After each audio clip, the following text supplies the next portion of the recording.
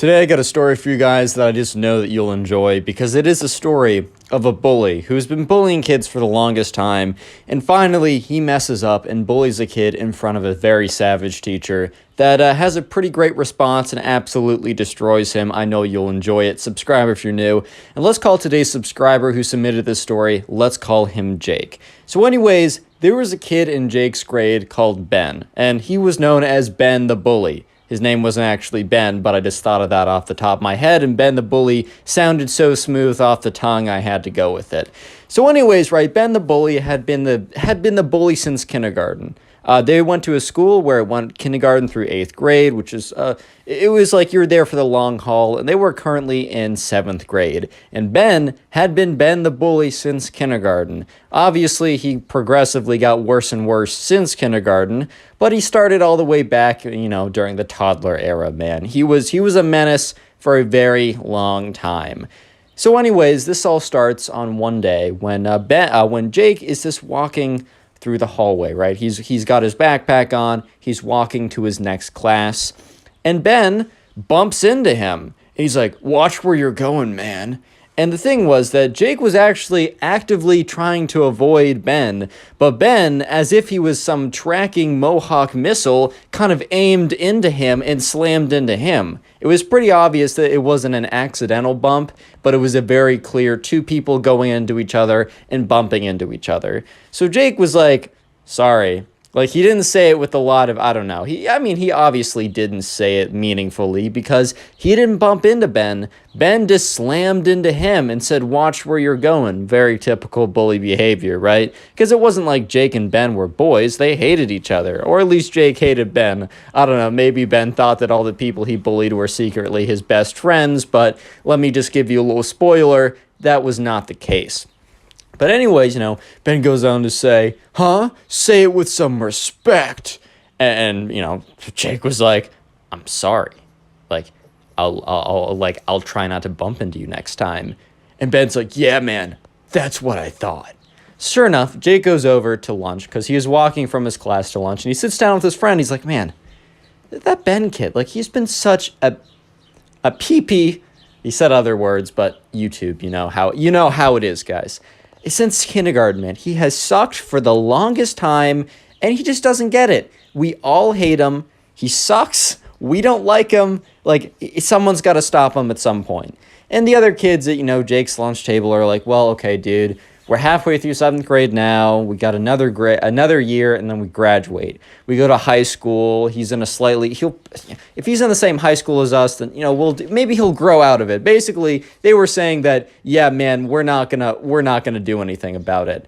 And Jake started to realize that, yeah, there wasn't a lot they could have done about it because the teachers were well aware, and they were like, "Oh, Ben, stop it. Stop it, Ben." Obviously doing nothing, right? A complete disaster.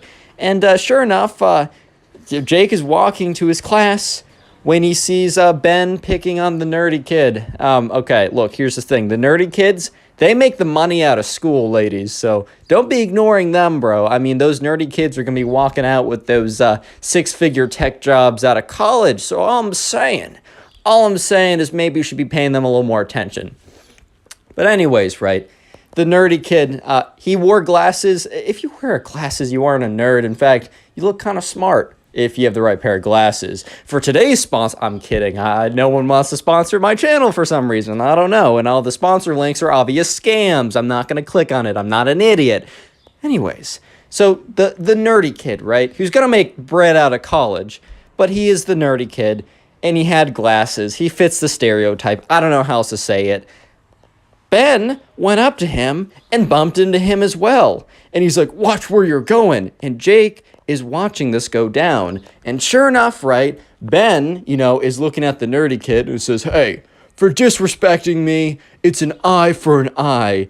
And the nerdy kid's like, "What are you talking about? Like, I'm sorry I bumped into you." And Ben reaches out to the nerdy kid, grabs his glasses, and slams them on the ground. Thankfully, the nerdy kid didn't go completely blind without glasses, But obviously, it was a major inconvenience. And he was like, dude, why would you do that? And Ben's like, you just got to be more respectful next time, man.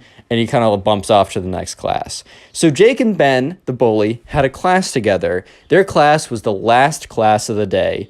And Ben was a big butt the entire time in that class, always. So Jake just like had a real, he was just like, man, this guy really sucks. Jake always knew that Ben was kind of a terrible person, but it really was solidified in his mind today that this guy sucks, man. He's the worst. I don't know how else to say it. It just is what it is. So while Ben was kind of a jerk in just like in general and also in this class, he never really did it blatantly. He was always somewhat concealed with his bullying while in the presence of a teacher. Because one thing that was kind of weird was that, or not weird, but an interesting kind of a character study was that Ben the bully, in a lot of cases, you know, the people who are the bullies in the school, the only thing they do is like be jerks to other people and they don't really, you know, focus on their grades. But this guy was both a bully and also a try-hard. And by the way, being a try-hard is good. Props to you if you were try-hard, because I've try-harded in the past. I've also not try-harded, and being a try-hard's good. You'll do well. Good things will happen mostly, and unless you're annoying about it, just be cool and also try hard. Anyways, the bully also sweated for his grades. He really went in and he tried to get straight A's and everything. I think he kind of had a I need to prove I'm better than everyone complex, and also that was exuberated through his excessive grade, trying to get the perfect grades, and also bullying people. The first thing's totally fine. If you want to get good grades to feel better than everyone else, I don't care. Get those grades, whatever. But you can't be bullying people, right? So anyways, all you need to know that Ben the bully really cares about his grades. So that's probably why he was a little bit less blatant, right? He was a little less blatant when he was in class. But one day, on this day specifically, he slipped up. So there's a kid who transferred into their school about a week ago, which was very weird because it was about midway through the semester, and normally new people come in the beginning of the year. But, life happens, and for some reason, this kid had to come in midway through. And it's very difficult to make friends midway through if you come into an already established grade. It can be done, and I've seen it done, but it's definitely more difficult, and, my heart goes out to anyone who has to deal with that, or you're constantly moving. Making friends is hard, man. I mean, I spent my freshman year in high school completely struggling, which gave me the life lessons that I need to try if I want to have friends. They will not just immediately come to me. And it's a good thing for me to learn. But anyways, there was a new kid, and he wasn't doing so well in the friend department. So Jake, who was just feeling really good that day. Oh, Ben the bully, was feeling really good that day. He bullied Jake. He bullied the nerdy kid. He was on a win streak, man. He just wanted to top it off. He just wanted a little bit more that day.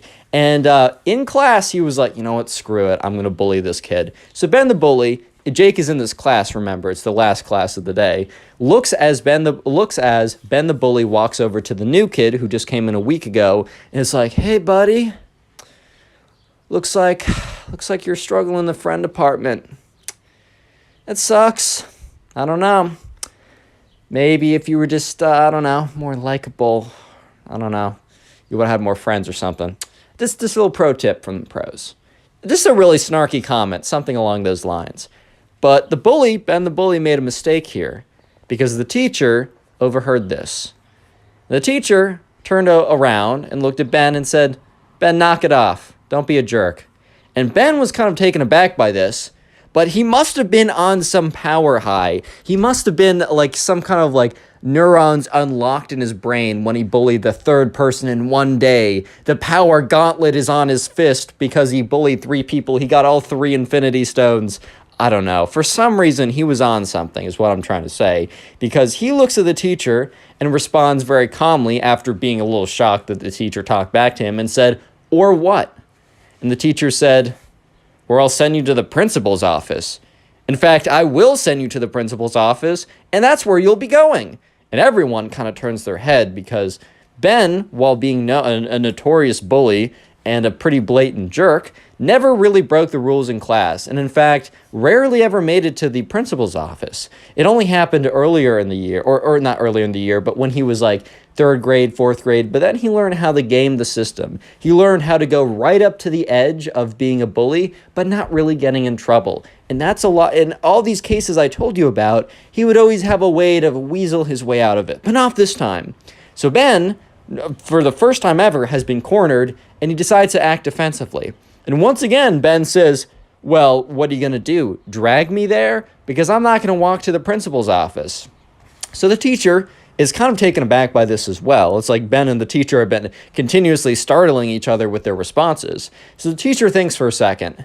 And the teacher knows that Ben really does care about his grades, because Ben sweats very hard in that class. He's a try-hard in the class, which is good, remember. Try-hard has a negative connotation. I think it's a good thing, personally.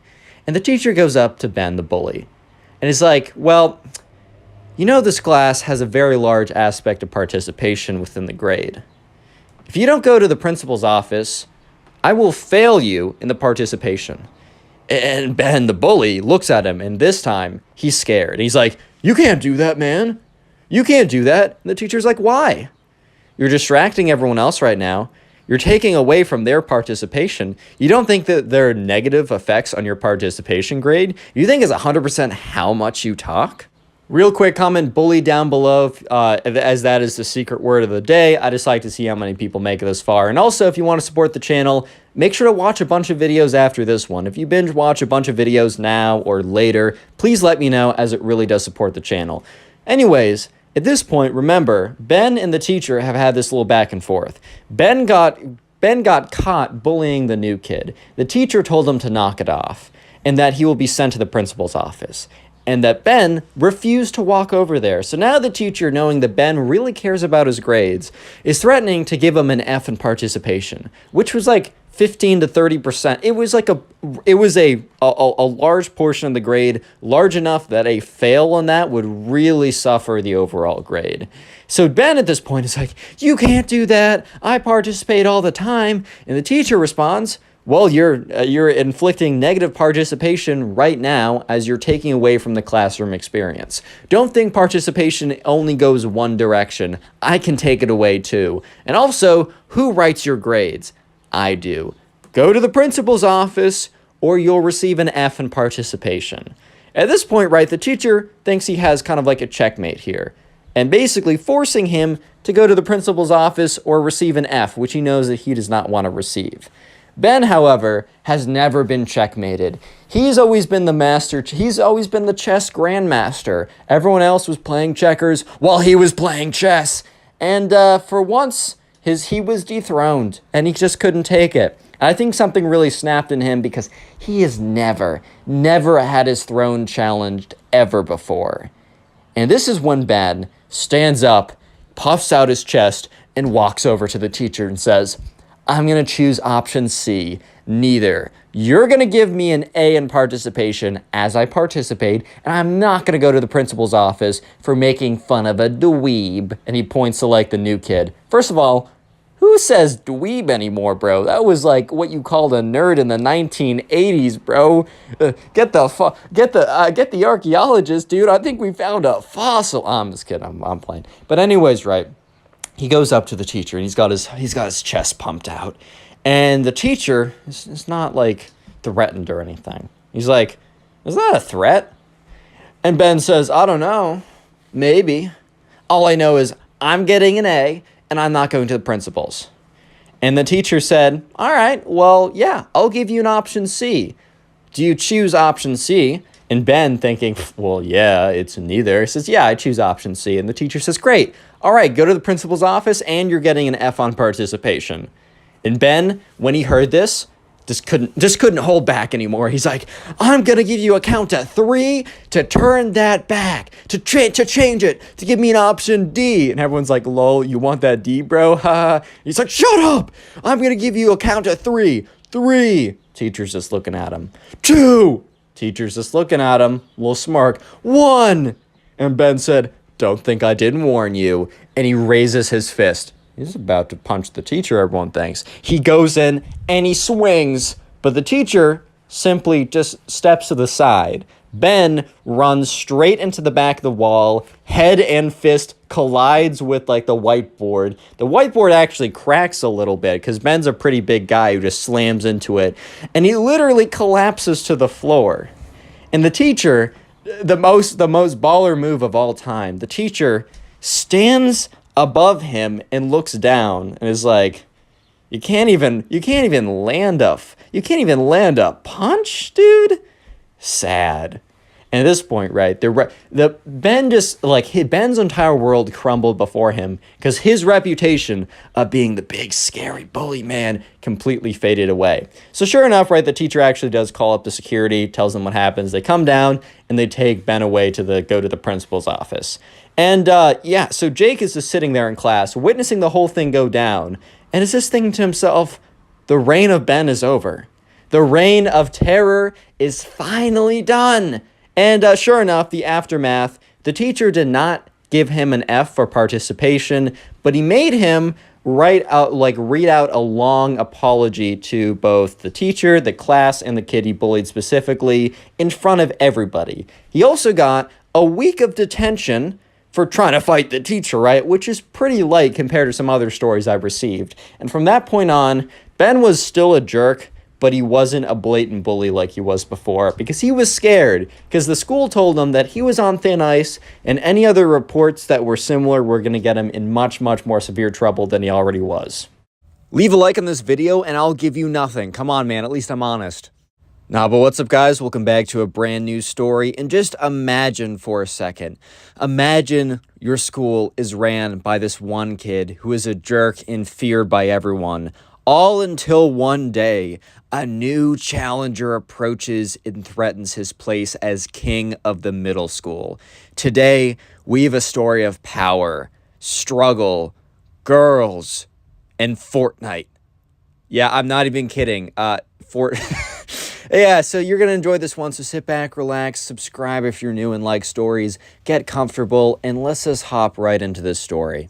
So we're going to call the subscriber who submitted this story Jamie. So anyways, Jamie was the new kid in town, and Jamie was the new kid in his high school. So this was kind of a stressful first day. I did experience this. My first day in my first day in high school, I didn't know anyone. I was in a new place, and it was really tough in the beginning. Eventually, I found friends, but it took me a while. And Jamie knew that, the first day, actually, this is the first day of middle school. I forgot. Or like the first day of like 7th grade or something. So that means that everyone else at this time has already made friends. They've been in the middle school for a while, and Jamie was the new kid. Being the new kid is very difficult. So when Jamie gets there, he's just like, he's nervous, he's a little bit stressed out, and he's just trying to find new people to meet. So Jamie meets this person who we're going to call Ben, and he's important later on in the story. All you need to know is that him and Jamie are just cool from the start. So anyways, it's lunchtime, and Jamie's honestly just wants to sit down, eat his lunch, and just go to class.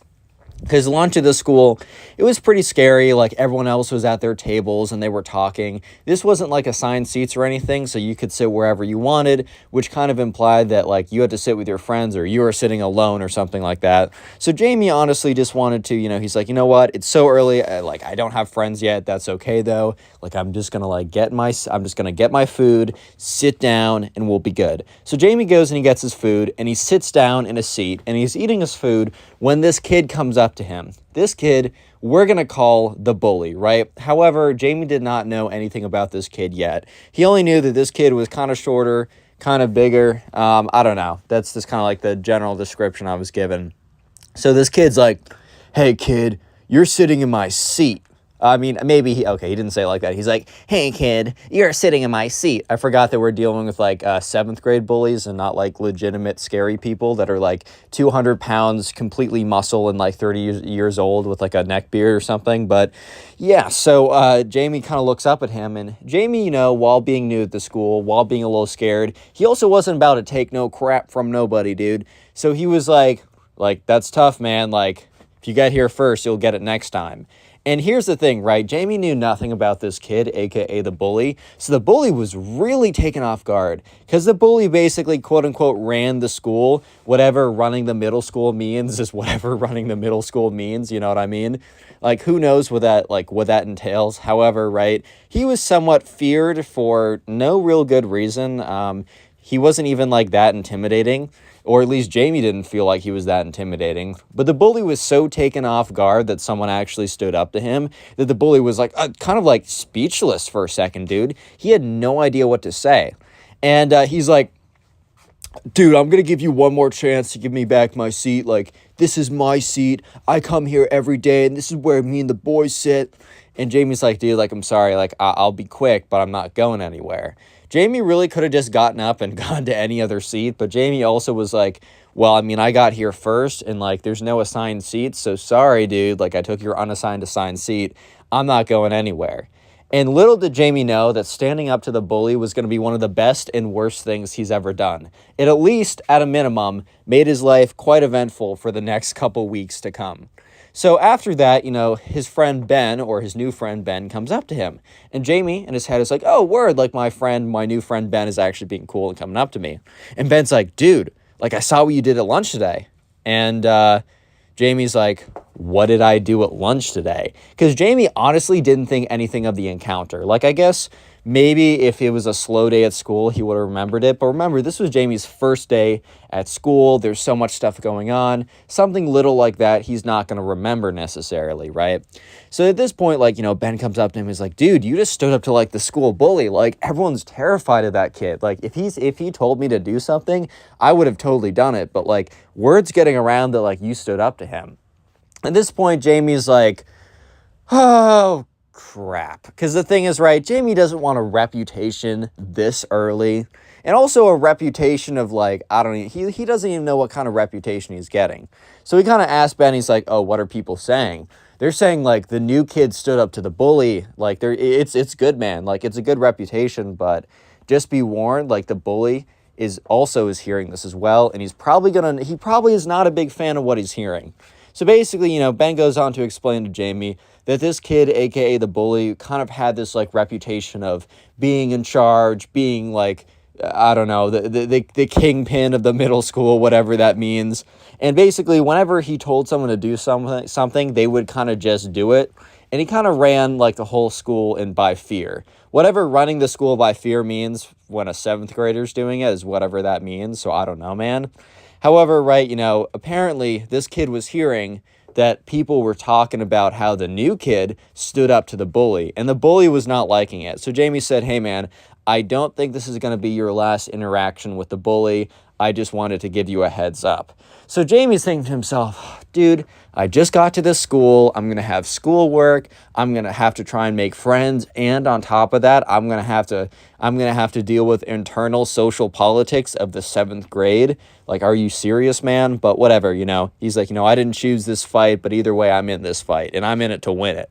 So actually later that day, the bully comes up to him at the end of the day, I should specify, and comes up to him and says, hey, man, like, I know we didn't really have a great interaction today at lunch, so I just wanted to set a few things straight around here. You know, I run the school. I don't know if anyone told you about this. And Jamie's just kind of looking at this kid with this look of, like, bro. Because I think the thing is, I forgot to say earlier, is Jamie repeated a grade. So Jamie was like the older 8th grader who came in as a 7th grader, right? So he was kind of like the new cool dude that, like, was in the school or whatever and was kind of new and mysterious or whatever. But Jamie also, since he was older and since this bully was really not that intimidating and since he was new to the culture, he kind of looked at him and kind of gave him, like, a little bit of a smirk when the bully was like, dude, I run this school, man. Like, you gotta respect. And the bully goes on to say, like, what you did today at lunch, like, word's getting around, and, like, I just want to let you know that, like, you might have this, like, kind of, like, smug, like, I'm super cool or whatever, but you're not here, man. You're nothing, and I'm everything, which was, like, super weird for someone like that to say. Like, if you're actually super cool and, like, run the school, are you really telling random people that you're super cool and that you run the school? It's like anyone who's like, oh, yeah, I am super great with women and, like, can't shut up about how good they are. Dude, most of the time they kind of suck. Or anyone who's like, I'm super cool, most of the time you're not. That's just kind of how that stuff goes. And Jamie kind of like interpreted that as such. And he's like, Jamie responds to him because, you know, the bully goes on to say this: I want you to publicly apologize or you will suffer the consequences. And tomorrow at lunch, after you publicly apologize and words get out that you publicly apologized, I don't want to see you anywhere near my table. So Jamie, when he hears this, Loki finds it kind of funny because he's like, bro, what is this kid saying? But then goes on to say, like, no, like, I'm not apologizing for anything. That's goofy. And also, first come, first serve to the table. If you want that table, you sit there first and I'll let you sit there. But if I get there first, I'm sitting down, I'm enjoying my meal, and that's tough. And he walks away from the bully. And apparently, right, the bully had no idea how to deal with this, because the last time anyone has ever gotten this far, the bully literally just threatens him, and this kid, like, collapses. He's like, I'll do whatever you say, Mr. Bully. I'll do whatever you say, man. Please just don't hurt me, dude. Where, like, you know, at this point, Jamie's calling this kid's bluff. And this kid, aka the bully, has no idea what to do at this point. So anyways, the next day comes around, and the thing is, Jamie gets out like 5 minutes earlier out of class than the bully does, because I guess the bully's teacher holds him all the way till the bell, but Jamie's teacher before lunch, I guess he's just kind of chill, or he's just really efficient in class. Either way, Jamie consistently gets out 3 to 5 minutes earlier. So the next day, he gets back to lunch, and Jamie's actually intentionally trying to sit down in the place where the bully normally sits just to mess with the kid because he finds it funny. So anyways, the bully comes up, right, to him at lunch and says once again, he's like, hey, man, I get that you're not going to try and publicly apologize, which is whatever. Already the bully was backtracking, but he's like, you're sitting in my seat for the second day in a row. And if you don't want to suffer the consequences, then you should probably get up. And Jamie just kind of looks at this kid. He's like, okay, like, fine, I'll suffer the consequences then. And the bully looks at his 2 henchmen and says, fine, meet you after school then, whether you want to or not. And they walk away.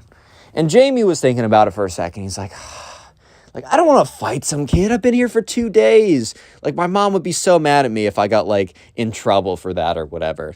And then Jamie was like, yeah, I could definitely take this one kid, this one bully one-on-one, like, easy. But if he's coming with 2 other kids, like, 3v1s in real life are actually pretty difficult. Like, even a 1v1 is hard enough. Like, 3v1, like, that's super unfair. Like, I'm just not trying to have an altercation. So Jamie was like, you know what? I'm still sitting here at lunch because I do what I want. However, I'm not trying to have a 3v1 and get in trouble. Even if I do win, I suffer consequences back home with my mom taking my phone or yelling at me or grounding me or something. So Jamie was like, all right, when I finish up school, I'm gonna get my stuff quickly and then I'm gonna walk home promptly. Unfortunately for Jamie, though, as the bell rung and he was getting his stuff together, he was walking out to the front when 3 guys confronted him, the bully and his 2 henchmen. And the bully said, I don't think you're going anywhere until we have a little talk, man. Real quick, if you made it this far into the video, comment bully down below. That'll be the secret word of the day. I'll try and heart as many people who comment that down below. And also, if you want to support the channel and support the community we got going on here, the best thing you can do is just finish watching this video. If you watch my videos all the way to the end, you are like the #1 supporter of this channel, and I thank you so much.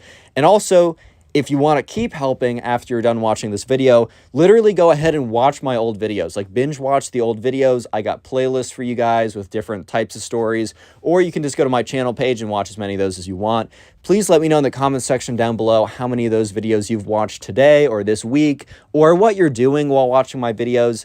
Dude, it really helps me out so much, and I love seeing comments of people saying that. I will try and heart and reply to them because you guys are really supporting the channel more than you even know. So just once again, thank you. Like, really, thank you. Yes, you. Parasocial relationship time. I'm speaking to you. No, I'm playing. But thank you guys, seriously. Let's get back to the story. So Jamie right now is confronted by both the bully and his 2 henchmen. And the bully's like, all right, man, you see how this is? It's going to be a 3v1 and you're not going to win this.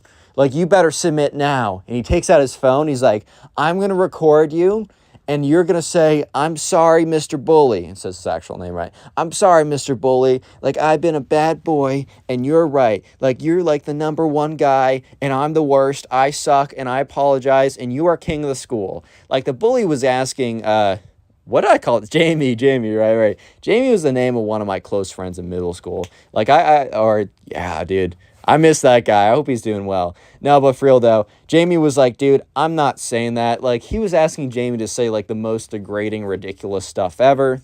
So the bully actually starts recording. He's like, I'm recording. Say it. And Jamie looks at him and says, okay. Hi, my name is Jamie, and I just want to say the bully over here is a massive P word. And like the only way that he would fight me is a 3v1. And even then, he's probably too scared to suffer the consequences. He has no control over the school. And Bully stops recording. He's like, hey, that's not what I told you to say. Like, say what I said. And Jamie's like, no. Like, all right, guys, come and fight me. Come and 3v1 beat me up. Yeah, like, that's cool. Yeah, I mean, nothing's really going to show that you're boss when like 3 of you fight 1 of me and still lose, because I'm actually pretty good at this and you guys have no idea what you're doing. And when Jamie said that, the 2 bullies henchmen kind of look at each other, because the truth is, and the one truth that Jamie didn't know but kind of was starting to understand, was that the bully and the people that that worked with the bully, aka his henchmen, they never actually did anything. Like, they never fought anyone. They never actually did anything that serious. And the only reason why that they were, like, feared is because they threatened to do so. So Jamie was calling their bluff.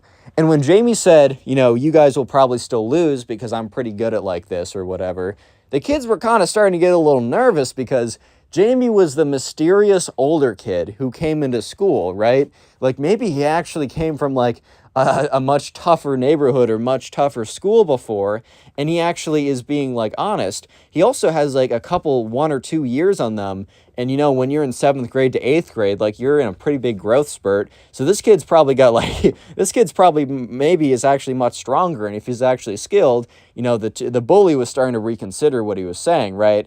And the bully's like, dude, you don't want a 3v1, man, like. And he, like, looks at his henchmen, and the henchmen were very clearly backing away. Like, they were trying to back out of this. So the bully's like, you know what? We're going to let you go today. And we're only going to let you go because we don't want to humiliate you. We don't want to humiliate you because you're the new kid. And Jamie knew for a fact that they were not trying to not humiliate him. They were simply just trying not to get beat up themselves. Because nothing would, like, destroy his, like, facade of being, like, in charge and strong and capable and feared or whatever if he lost a 3v1 to the new kid, right? Like, that would be so embarrassing. So Jamie's like, all right, boys, like, I'll see you later. And they're just like, shut up, man. Like, we're letting you go because we have mercy. Don't tempt us because we will come back. Yeah, so Jamie was not scared that much. The next day, Jamie comes to school, and he's about to put his backpack in his locker when he takes a whiff of this horrible smell. And no, he's not the Minecraft kid from the last video that I posted earlier today. It's a whiff of, like, garbage. And he's like, what? He opens up his locker, because the thing is, the lockers here didn't lock. They didn't have locks on them, so anyone could go into anyone else's locker. It was kind of a bad system, but whatever, right? I don't know why they did it that way. They just did it that way. Maybe because, like, there was an incident where a kid got shoved in there and locked or something. I don't know, man. But he opens it up, and there's a big pile of, like, or, like, a bag of, like, garbage in there. So basically, the bully or one of the bully's henchmen must have gone into, like, the dumpster or something and grabbed one of the garbage cans, garbage bags, probably full of, like, rotting stuff that smelled really bad, and put it in this kid's locker. So a lot of times, the bullies probably thought that, like, oh, he's going to fold now. Like, he knows that we can put stinky stuff in his locker. No way, he wants to keep messing with us. Right? Wrong. So basically, bro, Jamie, in his old school, like, there would be kids that would do this stuff all the time. And by the way, I'm not endorsing that. In fact, it's a very bad thing to do. Don't do anything like that. Just because I'm telling it a story doesn't mean you should do it.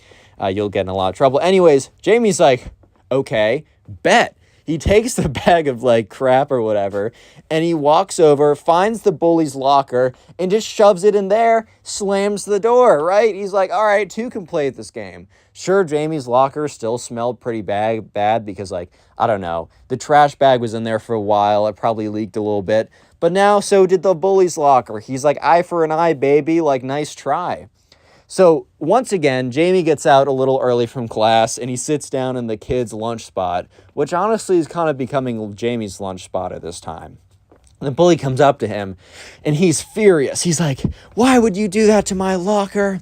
Like, that's like, you're ridiculous. And Jamie's like, bro, you guys put it in mine. He's like, yeah, but that doesn't mean you can put it in mine. Jamie's like, dude, what? Like, by what logic? And the bully's obviously just so mad. He is so mad at this point. And the bully's like, starts to get everyone's attention. So like, he's like, hey, everyone, listen up. And immediately everyone turns around. They all snap their necks to look at him, right?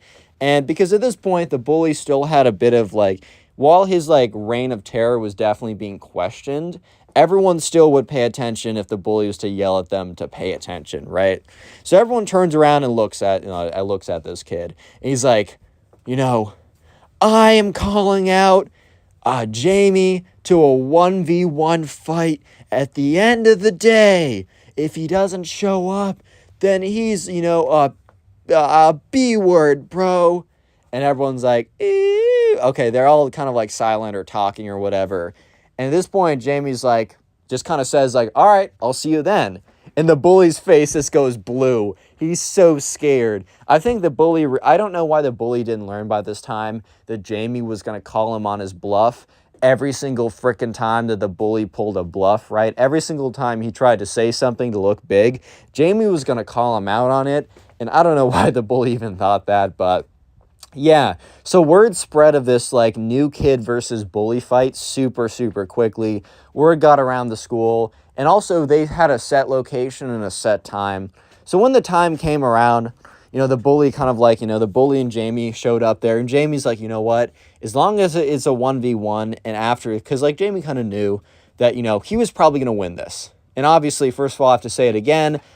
Don't fight in school. Don't fight anyone. You're kind of an idiot if you do, because the only thing that's going to happen is you're going to get in trouble.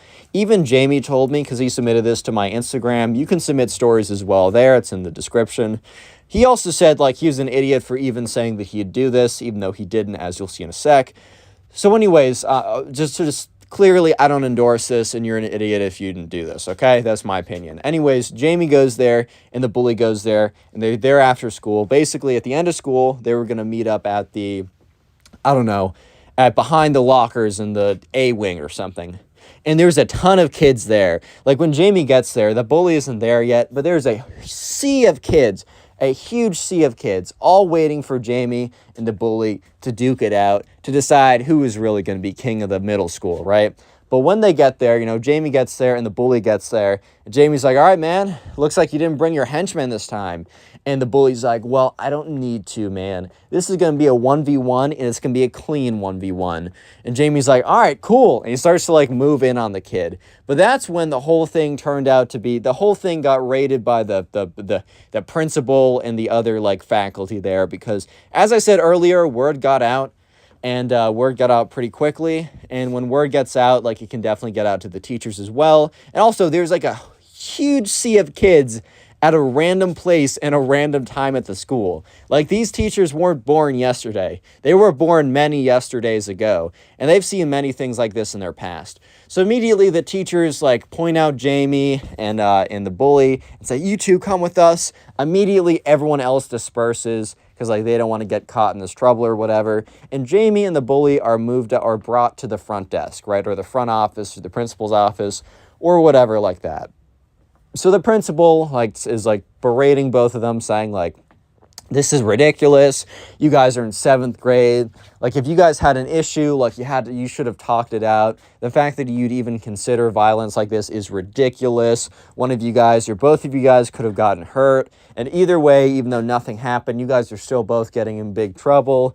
But just know if you actually did fight it out, you guys would have gotten in even bigger trouble, maybe even expelled from the school, stuff like this, kind of going on and on and on. So anyways, Eventually, they leave the two in a room alone, which is a little weird to me. I feel like if I was in like a teacher or something and I caught two kids about to fight, I wouldn't be like, guys, you're getting in trouble. Oh, by the way, I'm going to leave and I'm going to leave you two in a room alone. Like, that sounds pretty goofy to me, but then again, whatever. So they're sitting in this room and the bully looks at Jamie and says, I think there's another way we can fight this out. And Jamie's like, all right, man, I'm all ears. And this story happened in 2018, 2019, around that time period. And around that time period, there is a little indie game, a small little game that you might have heard of called Fortnite. Yeah, and that was pretty popular among all the kids, especially all the guys really liked it. I know back when I was in high school, because like in my freshman year of high school, Fortnite came out. It was incredibly popular.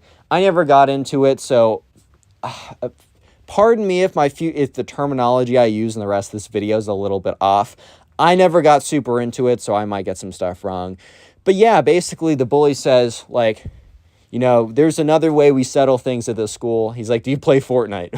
Which, like, after these two kids were about to fight it out, dude. And all of a sudden, like, 30 minutes later, the kid's like, dude, do you play Fortnite? Yeah, but anyways, the kid's like, do you play Fortnite? And Jamie was actually pretty cracked at it. Kid was pretty good. Jamie was like, yeah, I'm actually pretty good. And I don't really know how Fortnite mechanics work. Maybe they played on a map. I don't know how they did it, but they somehow played like a tournament where they were both in the same game. I know you queue in with like 100 people or something and you fight to the death. Somehow they were able to queue in together, or they knew a way where they could queue in together. And basically, right, you know, the kid says, hey, I'm going to announce to the whole school that you and I are going to have our 1v1, not in real life, but on Fortnite. Basically, whoever wins the map, or whoever gets first placed, or whoever doesn't die out of the two of us, or dies first, loses. And, like, we're going to stream it to everyone on Twitch, and, like, the whole school will be watching, and that will decide everything. And the bully really thought that this was like a walk in the park for him because he was pretty good at Fortnite. But little did he know that this new kid, right, Jamie, was also pretty solid when it came to Fortnite as well. So the bully got the word to spread pretty quickly that the fight was stopped by the teachers, and that, like, you know, it probably wouldn't be able to happen because they were now both on very thin ice and it wasn't worth it. And that, in fact, that they were going to have their fight for who was going to be in charge of the school on Twitch, on Fortnite, this Saturday at 2 p.m., baby. Let's go. Yeah, and Jamie was kind of like... okay, in all fairness, Jamie said that he thought the thing was pretty, like, goofy, that deciding who's going to be in charge of the 7th grade was decided because of, like, a Fortnite match. But at the same time, Jamie wasn't complaining because he was like, I would rather do this than actually have a physical altercation with a kid. Like, that's the goofier thing. Like, Jamie low-key thinks that, like, that would be the goofier thing out of the two because you're fighting some kid over, like, nothing. Might as well just fight him in Fortnite, right? So for that entire week, Jamie was like, okay, I actually got to prepare. So Jamie was watching like Fortnite videos of how to get really good. He was practicing with some friends. He had this friend who he used to go to school with who was like legitimately could have gone pro if he really wanted to. Like, he was that good. He learned how to like build. He learned how to get his aim really good. And he was already really good in the first place, but he just got like 50% better in the space of like 5 days. Like, he went really all in. However, on the other hand, the bully was very confident. I think he played once before the match. He was like, you know what, I'm going to rest up. I'm going to rest up, get some good sleep, so I'll be nice and focused or whatever. So yeah, eventually the day comes, and Jamie already had like a Twitch account or whatever. So did the bully. So they just like, the links of their streams got passed around a lot. And the whole plan was like, you know, the idea was that, like, both sides couldn't watch each other. However, Jamie had his friend from his old school come over, as well as Ben, the kid that, like, was friends with him earlier. They would watch, like, the bully's stream and give him insights or whatever, because he knew for a fact that the bully would have friends watching Jamie's stream. So they both start streaming, and they both queue in a game together. I don't know exactly how they did that, because I don't know the mechanics, but they somehow found a way to do it. Maybe it's very easy, maybe it's very hard. Either way, what you got to know is they found a way to fight each other in Fortnite, right? So immediately, there's like 40 people on each stream, which might not sound like a lot. Like, you're like, oh, Ninja had 200,000 or something. dude, there's only 100 kids in their class. And they knew for a fact that the only kids really watching were the kids at their school. So, like, that means that, like, 80% of the kids in their class are probably watching, which is insane. So, yeah, they're going in the game. They're fighting around. And eventually it gets down to two people, Jamie and the school bully. So they're both kind of like, they're building up, they're sniping at each other, they're playing the map. Remember, dude, I can only speak on this so much because I don't know Fortnite terms that well. And, like, at this point, Ben is watching the bully, and he's like, he's behind, I don't know, Tilted Towers. I just know that's a place, I don't know. Or he's like, he's behind the rock, or he's in the trees, or something like that. So Ben is giving him directions, and the bully, and, like, Jamie is trying to, like, find him. But Jamie also knows that the bully has kids watching Jamie's stream, probably giving the bully directions as well. Eventually, it's a clear 1v1. They're having a shootout. Jamie's, his aim got really good, so he's hitting his shots. The bully's trying to build up and deflect and trying to, hide inside of his house or whatever. But then it's too late. Jamie gets a clean headshot. I don't know if headshots do anything in Fortnite, but either way, he gets the clean shot, and it's over. The bully is lost, and Jamie has won. So Jamie's like, oh, word, okay. And eventually, a lot of people in chat are like, WWW, like new king of the 7th grade, whatever, right? And in the bully's chat, it's like, LL, ratio, default dance, like it was pretty funny, right? So they get into school the next day, and Jamie sits down in his lunch spot, and the bully comes up to him, and the bully looks so disheveled. Or not the next day, I should say Monday, because it was Saturday, so 2 days later. The bully's all disheveled. He's like, he comes up to him, looks like he hasn't slept in weeks, and it's like, or not in weeks, but in, like, days. It's like he's been up ever since then. He's like, this isn't over, man. I'm still king of the school. I'm still in charge. People are still scared of me. Who cares what, like, happened in a Fortnite game? People still know that you're a nobody, and people still know that I run this school. And Jamie just kind of looks at him. And Jamie's like, all right, then run the school then. And this was the ultimate bluff call. Because the thing is, the bully was always talking about how he ran the school, and how he was in charge, and how he was feared. So Jamie decided to call his bluff on his entire act. And he said, fine, run the school then. Go ahead. If you run the school, then do it. Like, everyone's afraid of you, apparently, so make everyone afraid. And the bully just kind of goes blue in his face. He starts sweating. He's like, I don't need to prove anything to you. And Jamie's like, cool. I don't care. It's 7th grade. I don't care about these stupid labels anyways. Like, I'm not goofy like you are. And this kid is, like, sweating buckets at this point. He's like, this won't be the end of this. This won't be the end of this. Like, you better watch your back, man. Because when you least expect it, I will be there. And, for the rest of 7th grade, Jamie had literally no problems with this kid. He was lying, Click on the dude. video on screen right now. There. I know you'll enjoy it. Just click it. Do it.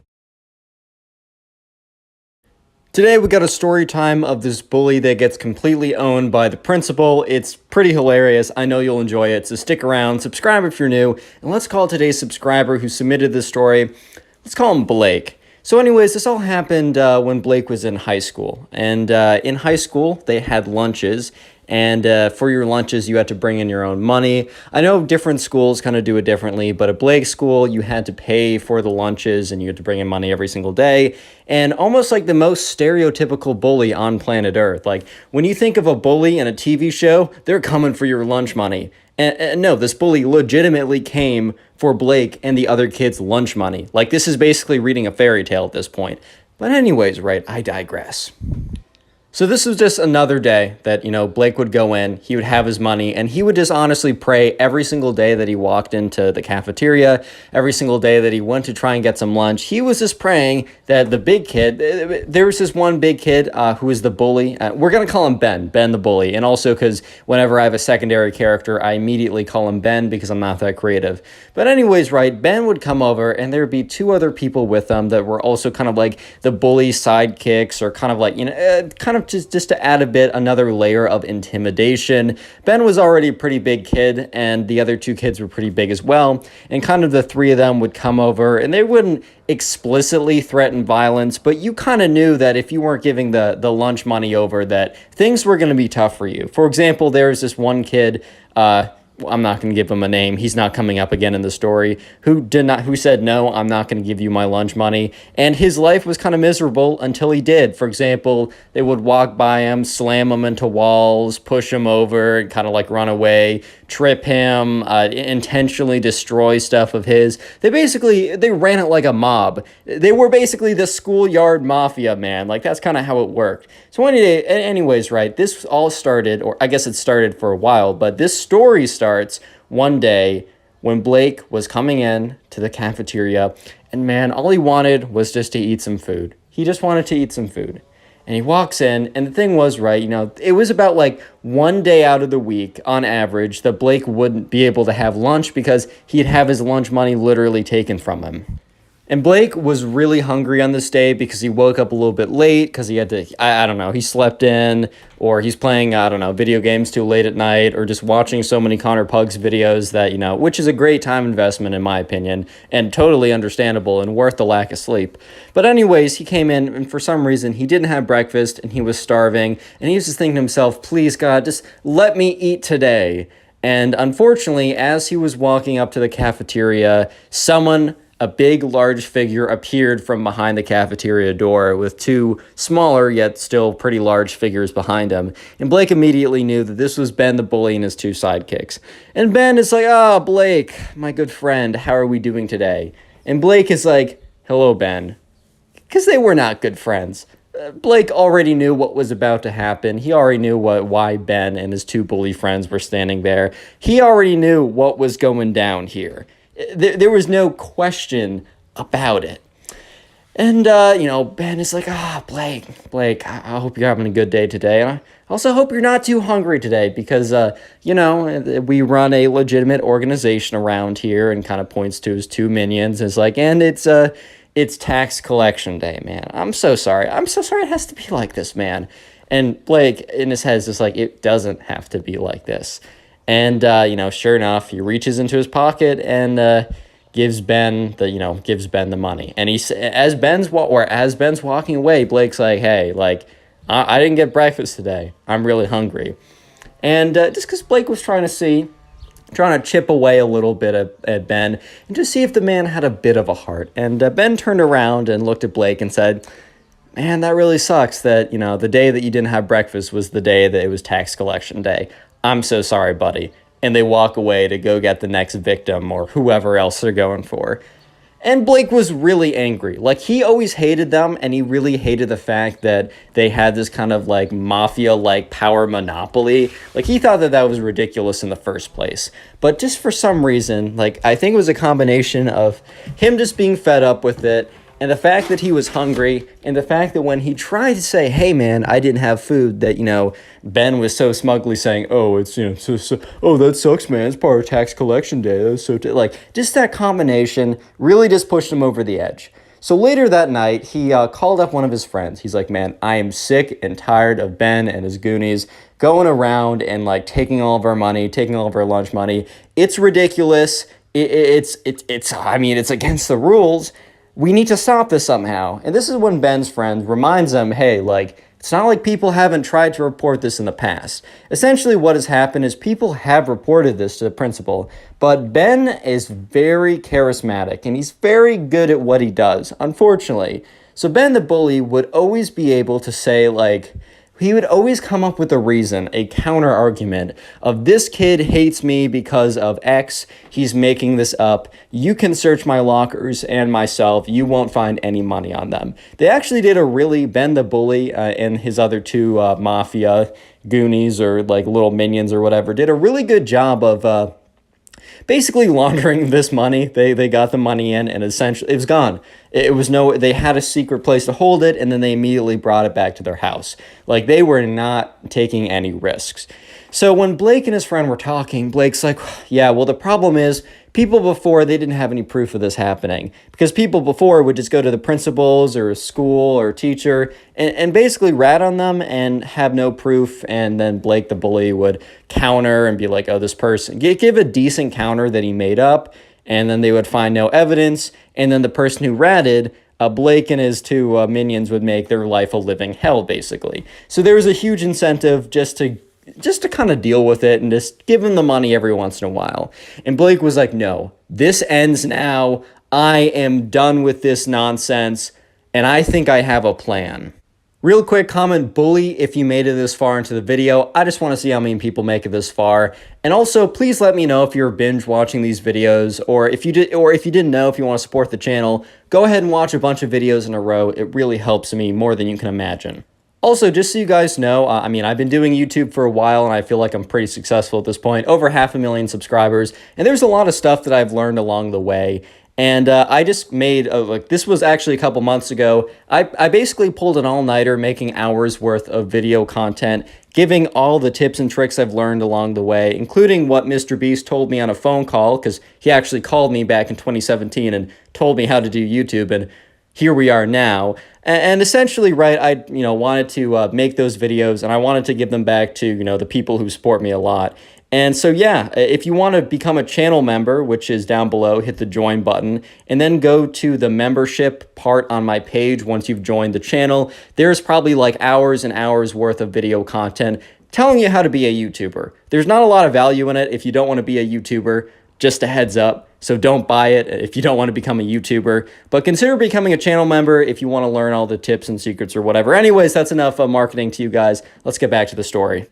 So anyways, right, just a little recap. Blake is done with having his money taken from him. He's done with it. And also at this time, Blake wants to kind of rat out Ben and his minions. And he's talking to his friend, and his friend reminds him that, people have tried to rat him out in the past, and it just doesn't seem to work. And Blake says, you know what, I have a plan. And here was the plan. Blake was going to secretly record the next time he had his money taken from him. And then he was going to report to the principal's office with proof this time. So sure enough, right, Blake, first of all, has to figure out how he's going to do this. He doesn't want to make it super obvious because then, the bully would realize that he's being recorded and, he's not an idiot. Unfortunately, he's not an idiot because he's cleaned up pretty well before.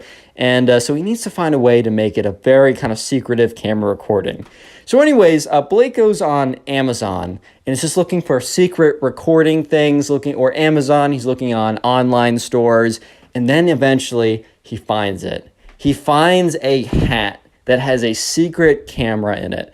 And the secret camera in it will record, and you can upload it to a phone or a computer. And he's like, this is perfect. So anyways, Blake starts wearing a hat to school.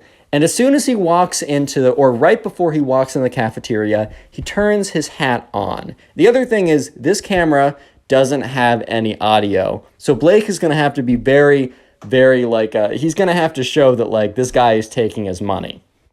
But also to make up for the fact that the camera only has video, before he goes in, he turns on his camera hat, but he also opens up a voice memo on your iPhone. Basically, that kind of just is an audio recording, and he puts it in his pocket. And he tested it out with his friend, and if you're standing 4 or 5 feet away, the iPhone, just because of the way it was positioned, it was able to pick up on the audio. So while he didn't have a video with the audio, he had video and audio. So every single day before he went to the cafeteria, he would turn on his voice memo on his iPhone, put that in his pocket, then turn on his camera hat. He would walk in, and for 4 days in a row, he went in without any problem from Ben. And on the 5th day, he walks in, once again, turns on his hat, turns on his audio, walks in, and he's stopped at the door. And he's like, all right, this is my time.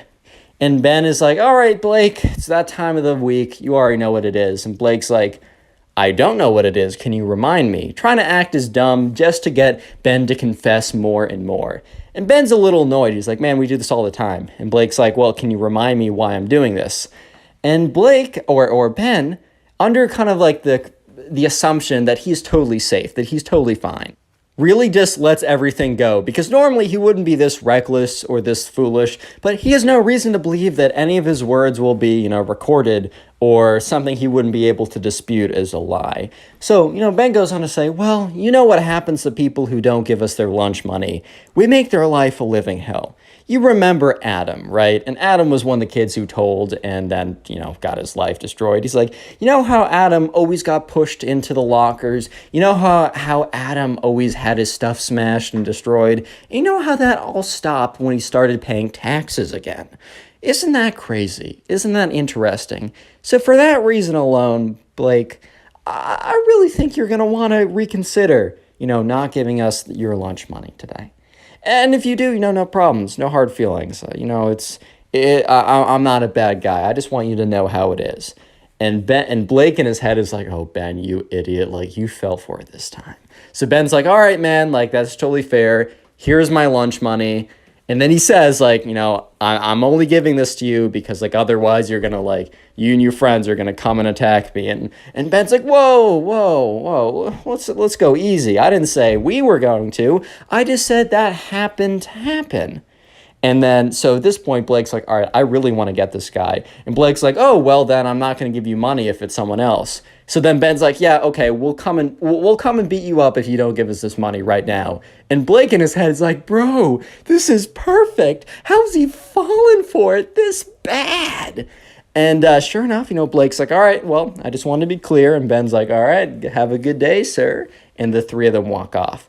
Blake is hungry because he has no food. However, Blake is also very happy because he immediately goes, or not immediately, because he's just waiting for the rest of the day. He's so excited to get home because he has to go home and process the audio and video and all that kind of stuff. He goes back home and he's a little nervous when he plugs the hat into the computer and he checks it and then he also checks the voice memo. He's nervous just because if it's corrupted, he can't really pull that off again or it'd be very difficult. And sure enough, the video is totally fine and the audio, it's not crystal clear, but you can hear everything. There's no white noise or anything like that. You can hear everything. It's perfect. So the next day rolls around, and one of the first things Blake does as soon as he can is he goes to the principal's office, and he explains everything, and then he shows the video and the audio. And the principal is like, well, we've heard complaints of this before, and we have had our suspicions, but Ben has always been able to explain it away. But there's no way he'll be able to explain this away. The principal's like, do you mind if I come in? I don't want to get him right away. I want to see what it looks like in the wild. And, Blake was like, all right, man, like, if you're going to get him, I don't really care when you do. The principal's like, all right, perfect. So you might be seeing me at lunch today, but don't make a big fuss about it. I really want to catch him in the act. And Blake's like, hey, man, like, I'm cool with that. Anything to take this guy down, I'm really fine with. And so sure enough, that day at lunch, Blake goes in and he doesn't have his money taken from him because it's not the tax day for him. And he gets his food and he sits down and he's sitting with one of his friends. And his friend's like, hey, man, this was the friend that he was talking to on the phone with. He's like, hey, man, did you get the audio and the video? And Blake turns and says, just watch today. I promise. You'll see. And the friend's like, dude, what are you talking about? And Blake's like, dude, trust me. The friend's like, okay, I'm trusting you. And so Blake he's eating his food, but he's mostly looking around. He sees the principal sitting at the last table. And at this point, right, he looks up and he sees Ben, the bully, talking with another one of this kid. And he sees the principal looking at Ben. So then Blake kind of nudges his friend, is like, hey, dude, it's happening. And his friend's like, what's happening? And he points to the principal. And his friend's like, oh, my God. And sure enough, Ben, the bully, is taking money from this kid when the principal walks up. And they're close enough to hear what's happening. And the principal says, Ben, and they points to the other two kids, you're coming with me for, bullying, harassment, stealing money from others, and multiple other charges, or whatever he said. And Ben's like, no, this isn't what it looks like. Like, I'm just, And the kid's like, points at Ben and says, this kid threatened violence if he didn't give me money. And the principal's like, all right, Ben, and you two, I think you're coming with me.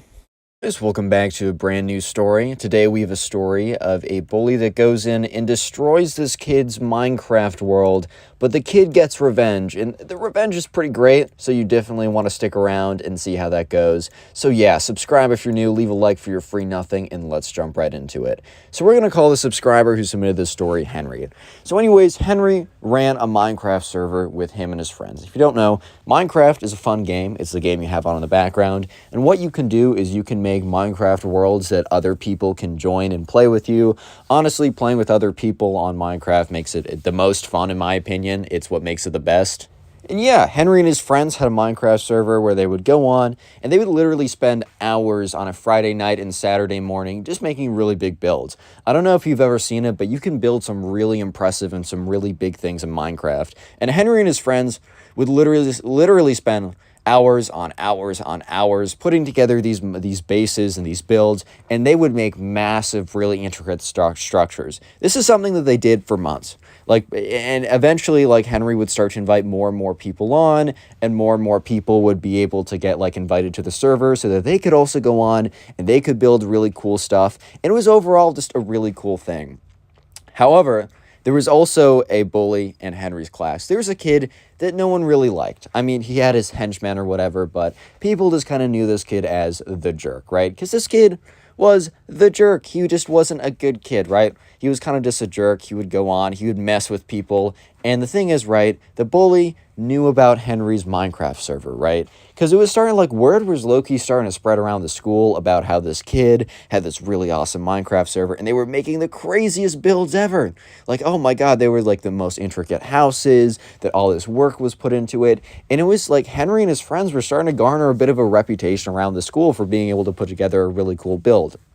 But anyways, the bully heard about this, and he was just not having it, right? The bully was I can't have someone else having, something, I need the attention on me. So the bully thought about it for a while, and he eventually came to the conclusion that the best way possible to get revenge, and also just to mess with these kids, right? Just to screw with these kids, one of the best ways to do it would be to mess with the thing that mattered so much to them, right? To mess with the one thing that got them all this popularity in the first place.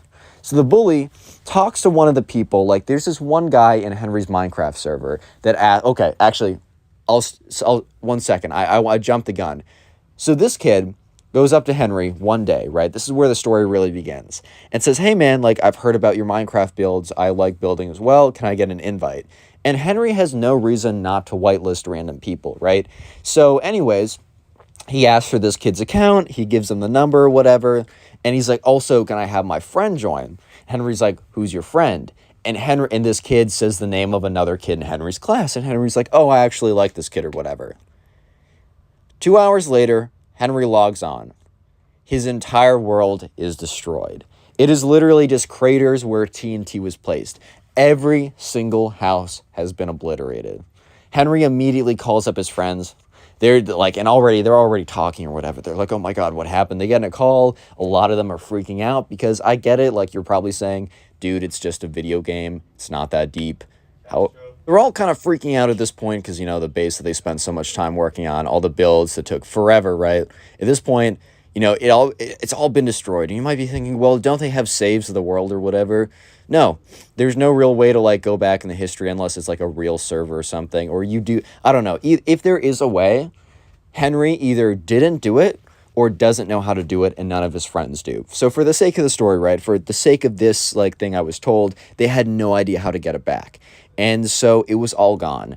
Months and months of really hard work was all gone. So what ended up happening here? Basically, the kid that asked Henry, as I told you about a minute ago, the kid who asked Henry for an invite was not actually doing it for good reasons. This kid was friends with the bully. And this kid also knew that, Henry would never willingly invite the bully, right? He would never willingly be like, oh yeah, I'll invite this kid who I don't like onto my Minecraft server. So this kid decides to pretend this account that he wants to be whitelisted to the server is of one of Henry's friends in his class. But this account is not for one of Henry's friends in his class. This account is actually the bully's account. So somehow, right, they get in, and I don't know exactly how they do it, but they somehow get, access to the server or something. I think Henry must have, left some kind of loophole open or some kind of command open, because Henry didn't expect anyone to, join and try and do damage. They were just trying to build or whatever. So when, this kid was added, I think everyone was in creative mode in the first place so that they could build easier or whatever. So when this kid was added, maybe they didn't even need to hack in or anything. I think he was just immediately in creative mode. So the bully immediately went to work. He placed down so much TNT, he would set fires, he would manually break blocks, and after about 30 minutes, 2 months worth of work completely down the drain. I don't know exactly how Henry figured out all these details. I think people told him, plus just figuring it out. So at this point, Henry and his friends were defeated. Something they worked so hard on, something that they spent so much time like putting together and really putting really putting themselves out there, really putting all the work in, that the class bully came around and ruined it for all of them. Really just came in here and made life difficult, However, but Henry and his friends were like, well, what are we going to do about this? And apparently, like, the bully was already telling people about how he blew up their world and how it took them 2 months to build it and 30 minutes for him to take it down. And word was spreading pretty fast. So Henry and his friends, they started to get a little mad because they knew that the bully was just doing this for attention and because he thought it was funny. But it wasn't funny. They spent so much time doing it. They spent, not years, but they spent months, man. Not months straight, but every weekend, Friday night, Saturday morning, for like 5 hours each time for months, they would spend building. And all of that time, was ripped away. Sure, all the memories they still had or whatever. But at the end of the day, still had their memories from it. The thing was, everything was destroyed. And word was getting around fast that the bully wrecked the whole thing. So Henry and his friends got together in a Discord call or some kind of group call, right? And they decided that, the only right thing that they could do at this point was to get revenge. Because you know what they knew? They knew that the bully himself had his own Minecraft world, his own server that him and his boys spent all this time working on as well. So it would only be fair, an eye for an eye, right? It would only be fair if him and his friends did a little bit of trolling in the bully's Minecraft world, and that is exactly what they did. The thing is, though, it's going to be kind of hard to go about this because, they're going to have to find a way to break in. They're going to have to find a way to get access as well. And the thing is, right, Henry is kind of defeated at this point because he's in the call with his friends. And then he says, like, guys, I don't know. Like, the thing is, like, how are we going to get in? Like, there's no way he's going to let us in. There's no way we're going to, find a way to break in. And that's when one of Henry's friends says, I don't know. And he names this kid who we're going to call Ben. He's like, I know Ben, who's friends with the bully and who has access to the bully's Minecraft server. I know he just, I don't think he likes the bully anymore. I think that they, had some bad blood or something. Probably the bully was just, making fun of Ben or whatever, and he just, had enough or something. So, basically, Henry's friend is like, hey, let's talk to him about giving us, secret access to the server, and then we'll go and do a little bit of trolling, right? Do a little messing around, right? So, anyways, Henry's friend talks to Ben, and they have a big, long discussion. And apparently Ben is very much fed up with the bully. He can sympathize with, how they're feeling. Because, Ben is, a Minecraft guy. And he's done a bit of building himself. And he understands how much work went into the buildings. And kind of, how bad it was that the bully went through and destroyed all that stuff. Just because, it took them months to do. And he destroyed it in the span of, 20 minutes. So Ben's like, yeah, you know what? I'll help you cause a little chaos. I'll help you cause a little, mischief. Just don't get me involved, man. I'm just not trying to have any slack from this kid. So anyways, the Ben, who is, also perms on the server or something, whitelists both Henry and one of his friends. So Henry and one of his friends join. And the thing is, right, there's always a bunch of people on the bully's Minecraft server. So you might be thinking, oh, what if the bully hits tab and checks all the people in the server? Well, that's actually not going to be an issue. Because, there's so many people and, Henry's username isn't, Henry from school, right? It's just, some, I don't know, Butt Eater 28. Okay, maybe that's not his username, but you understand what I'm trying to say. So they both log in. They're both whitelisted. And Henry, because they're both in creative at this point, Henry goes in, and he gives himself and his friend an invis pot. If you don't know what an invis pot is, it's an invisibility potion. You sip it, and for 3 minutes or something, or however long the potion goes for, nobody can see you. So at this point, Henry and his friend are completely invisible in the bully's Minecraft server, and they're about to do a little bit of trolling. Real quick, if you made it this far into the video, comment Minecraft down below. That'll be the secret word of the day. I'll try to heart as many comments as I can that say Minecraft. And also, if you want to support the channel, literally the best thing you can do is go ahead and watch my older videos after this one. A really easy way to do that is through my Storytime playlist. Check the link in the pinned comment down below, and it's just a playlist of all my old stories. Let me know in the comment section, too, if you're watching my old stories, how many of them you've watched, so I can say thank you for supporting the channel. Leave a like for your free nothing, subscribe if you're new and like stories, and let's get back into it, because Henry and his friend are about to get some revenge on this bully. Anyways, so they're in the Bul1y's Minecraft server, and they have their invis pods. So right now, they're completely invisible. And they see the Bul1y is building something. He's currently building, I don't know, some part to his big house or whatever. So at this point, Henry kind of flies over, completely invisible, and he sets something on fire. And the Bul1y looks up. He's like, oh, shoot. So he goes to put it out. And that's when Henry goes to the other side of the house and sets something on fire. Because the exterior of the house is made of wood, which in Minecraft, if you light the wood on fire, it'll start to burn down everything. So that's when the Bul1y just happens to be going around to the other side of his house, and he sees half the house is on fire. The Bul1y quickly goes, pours water on it, extinguishes it by hand, and he's just thinking to himself, what is possibly going on? Because if you don't know, if there's a lava pool, stuff in, near something in Minecraft, it can catch on fire. So all Henry really, or the Bul1y really thinks is someone had a lava pool inside the house, and it was setting it on fire. So the Bul1y goes inside the house.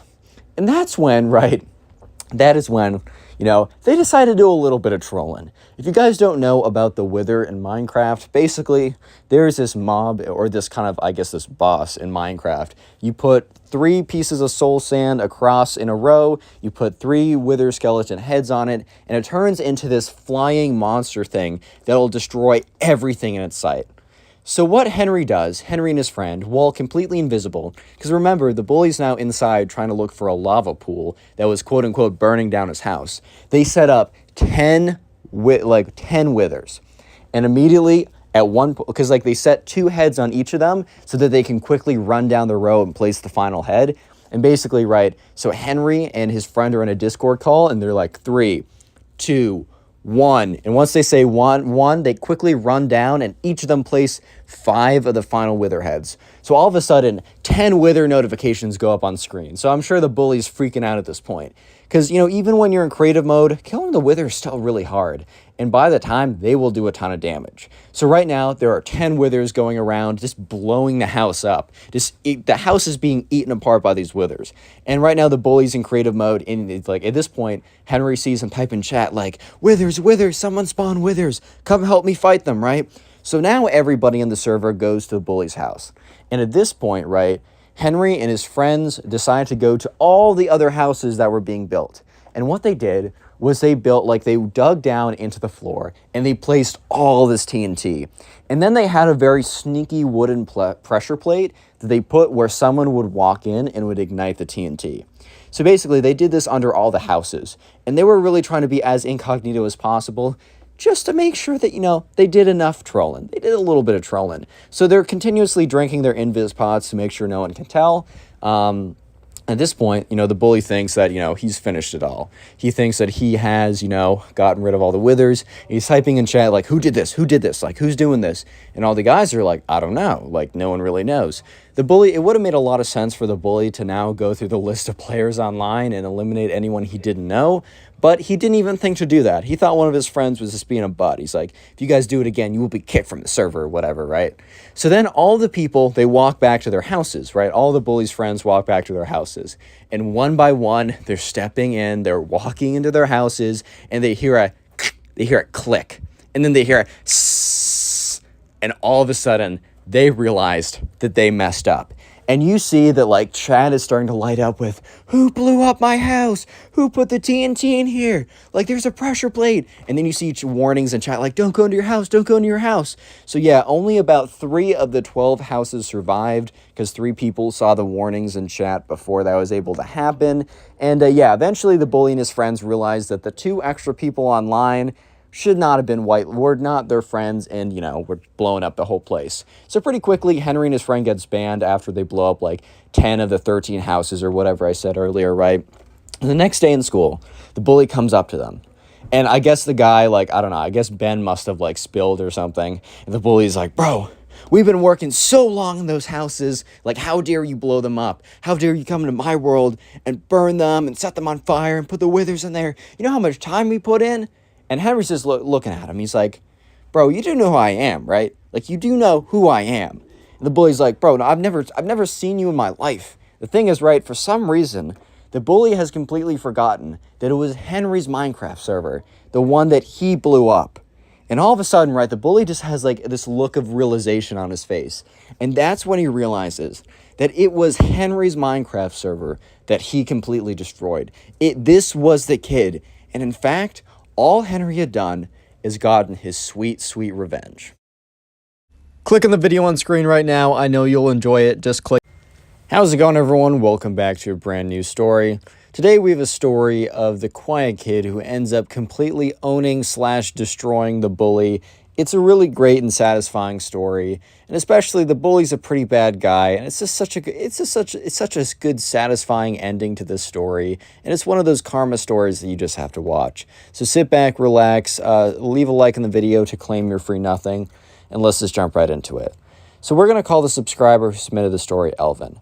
So anyways, there's a bully in Elvin's class that would pick on everyone, and we're going to call the bully Liam. I know, I'm not actually calling the secondary character Ben, well, because I'm going to use Ben for another character later on. But anyways, Liam, the bully, he was a jerk to everyone. He was notoriously not a good kid, but for some reason, he was always invited to things, and everyone was always friends with him. I don't know if you guys can relate to this, but sometimes the worst kids, especially in middle school, would always somehow be super popular and friends with everyone, even though everyone mutually agreed that they didn't like them. I was always really confused by this, but anyways, right? So Elvin and his friends had to deal with Liam for the longest time, and Elvin had a friend group, and it was a couple kids, one of them being this kid who we're going to call the quiet kid. We're not going to give him a name, we're just going to call him the quiet kid. Elvin and his friends really liked the quiet kid because when he did speak, he was cool. He was a good guy. He was had very solid intentions. He was very he was fun to be around. However, he just never spoke really. He not only never really spoke in social interactions, but he never spoke in class. And he really just stuck with Elvin and Ben, the other kid, and one other kid in their friend group. So it was very much nobody knew of the quiet kid. They really only knew him as the quiet kid because he never really spoke. But Elvin saw through kind of the veil of not really talking and knew that this kid was a good guy. So gave him the chance basically to be part of the friend group. And they're really glad that they took that chance because it turns out he's a really cool guy. So anyways, the bully, Liam, right? This all started, it didn't all start. Liam's been a bully for a while, but things started to get bad New Year's, or New Year's of the year that the story happened, which was a couple years ago. Anyways, they were all having a New Year's party. Because let me actually clarify, these guys are seniors in high school, juniors in high school, whatever, when this story starts. So they have a New Year's party. And this is a New Year's party where none of the parents are there. So it's a kids-only New Year's party. They're old enough in high school that this isn't unreasonable. It's not recommended, and I certainly don't recommend it. However, it's not unreasonable for this to happen.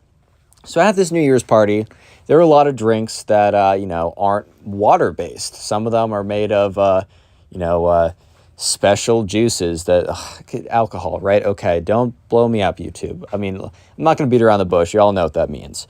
So anyways, yeah, there's a lot of alcoholic beverages there. And the thing is, right, when you're hosting one of these parties, you really do need to you don't need to, but it's definitely good to watch, making sure no one is, having too much of something, because when someone has too much of something, they can really become a liability. Either they can become dangerous or they can become a danger to themselves or other people, right?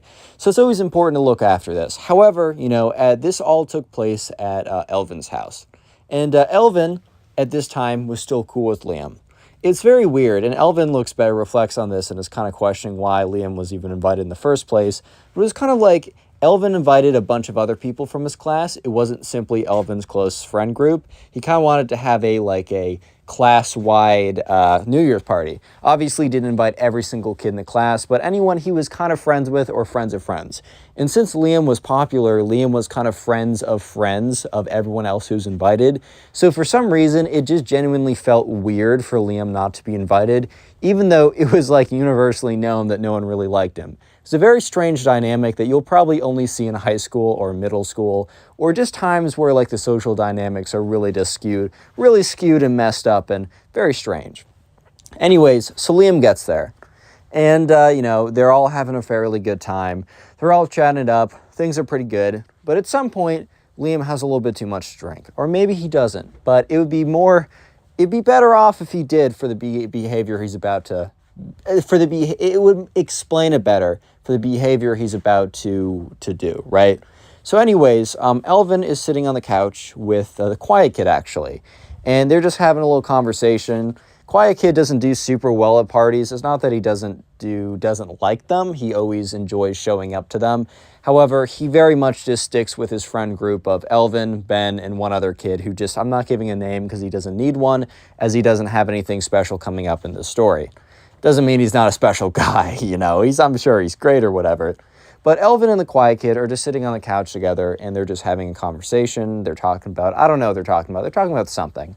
And that's when one of the girls comes up to Elvin. She basically explains to Elvin that Liam is acting very creepy to some of the girls at the party. And let me just say that as like a guy who's hosting the party, it is 100% your responsibility to make sure that everyone there is feeling safe. I know that some people might disagree with me, being like, oh, everyone like has to like, I don't know, has to stand up for themselves. Everyone has to, fend for themselves or whatever. It's like, no, not in this case. First of all, in these situations, I think it's always important for anyone to stand up. And I think, it's always kind of put on you to be someone who can stand up and make sure everyone's feeling safe. But especially if you're the host of said party, right? It is somewhat your responsibility, if not 100% your responsibility, to go in there and to make sure everyone's feeling good. So when Elvin hears this, he feels like kind of this pit in his stomach start to form, because he knows that there's going to be some form of confrontation, because he knows for a fact that Liam has had too much to drink, and whenever someone has too much to drink, they're kind of their reasoning and their logic definitely goes out the window. That's 100% for sure. So anyways, Elvin goes downstairs, because this party, he had like a 2-story house that also had a basement. And apparently a bunch of the people went down to the basement because the basement was kind of refurbished. It wasn't like a basement where you just threw a bunch of stuff in there and never went down there. It was like refurbished with like a couch and sofa or whatever. And it's a place where Elvin and his friends would go down quite often to hang out. So we went down there, and there's like some girls standing at the corner, like talking with each other. And when Elvin walks down, they go up to him and basically say what the other girl said. And Elvin's like, yes, thanks for letting me know. I'm sorry if anything happened. Someone else actually just informed me of this. I will be dealing with this shortly. So Elvin walks over, and the quiet kid is walking behind Elvin because he wasn't going to sit on the couch alone, and he was kind of curious to see what was going on. But Elvin is walking over to the couches, and he sees Liam talking with this like girl, and she's very obviously uncomfortable, and maybe if Liam wasn't as inebriated as he was, he'd be able to pick up on the social cues. However, either way, it doesn't matter. He was still making her feel uncomfortable. I don't know if he was trying to make some moves that weren't requited, right? I don't know if he was just saying really weird stuff, or if it was just he was being super like into her and she was clearly being super not into him, and there was some kind of disconnect. Either way, Elvin like sits down on the couch. He's like, hey man, how's it going? And Liam kind of turns around and is like, bro, stop trying to cock block me, bro. I'm raising her up right now, bro. And Elvin had to be like, hey man, like I don't think she's into it. And Liam's like, what do you say to me? What do you mean she's not into it? Of course she's into it. And like Elvin just looks over at this girl, and it could not be more clear that she was not into it. The way her facial expressions, her body language, the way that she was responding to Elvin, it was abundantly clear that she was not into him, right? But either way, Elvin had to go on to be like, actually, I think you're a little drunk at this point. I want to make sure everything goes down smoothly. Maybe it's time to wrap up the party. And, Liam's like, so everyone's going right now? And Elvin's like, yeah, people are going to be leaving kind of soon. And Liam's like, oh, okay, whatever. So Elvin kind of guides Liam up the stairs because he's had a bit to drink, so he's kind of like fumbling around the place or whatever, right? Like that. And, Elvin's moving him up the stairs, and he gets to the door, and Liam turns around, and he looks around. And it is very clear that the party is not done. Even as drunk as he was, it was fairly obvious that people were, cracking open new beverages. They were talking with each other. They were not getting their stuff together and walking to the door like Elvin was guiding Liam to the door. So Liam kind of turns around at him and says, this party isn't ending. And Liam's like, yeah, or Elvin's like, yeah, but might be for you. You're a little bit too drunk right now. Let's get you home, right? So Liam did come with a friend, and the friend was like very sympathetic to what was going on and was very in agreement with Elvin that it was a very good call to get him home at this point. So it was only like 11 or something. Gets him in the car. Liam is not super happy about it, but what is he going to do? And basically, right, Elvin at this point assumes that there won't be any issues with this. He kind of just assumes that, Liam, had a misjudgment call, multiple misjudgment calls, and that, sometimes when people are all like, just a little life lesson, right? Hopefully you can get something from the Connor Pugs channel, but basically, right, sometimes when people drink too much, or under the influence of literally anything, they will make bad choices, and you, as the responsible one, have to make sure that they make the right choice. And they might be very disagreeable. They might be very angry and upset with you when they're in that mindset. But I found that like 9 out of 10 times that the next day, when they've come back to like a normal person, they will be so sorry. They will be like, you were so right. I'm sorry. Thank you for doing what's right. And the only times that they don't is because they're so embarrassed about what they did the night before that they either don't want to talk about it or they're dragging their feet on the topic. Look, at the end of the day, you always need to do the right thing in these situations. And Elvin, in this case, just assumed that Liam was going to not care and the next day probably not say anything about it, because Liam wasn't the type of guy to be like, bro, you were so right. Thanks for doing the right thing. That really just wasn't the type of guy that Liam was. Liam was definitely the more of the whatever man, but apparently Liam was not very happy about this. So a couple days go by after the party, and Liam doesn't say anything directly to Elvin, right? They're not beefing, but it's also not clear that Liam's not unhappy with him because they never speak in school. So it's not super obvious that Liam has any issues with him either way, or if Liam doesn't, right? They don't normally speak in school or anything like that. And it's about Tuesday, right? And the party happened Saturday night. It's about Tuesday when Elvin's driving into school, and he just gets a whiff of this really gross smell. It's kind of this like rotting, decaying, it's like something died in his car type smell. Little did he know there was something dead in his car. And that wasn't just an analogy. Oh, it smells like something died in his car. No, something died in his car, and that's why he was smelling it. So he kind of he pulls the car over on his drive into school, right? Or he pulls in the parking lot. Either way, he pulls over to check it out. And he's just like, something's really messed up. I'm smelling something really awful. I got to figure out what it is. He's like, did I run over some animal? Did some squirrel die in my radiator or something? Which really only happens in the winter time because squirrels tend to, at least in the area I live in the Northeast where it gets pretty cold in the winter, squirrels will try and find warm places for the winter. And unfortunately, sometimes parts of the car are very attractive to them and they get in there and then they pass away, right? It's unfortunate, but that happens sometimes.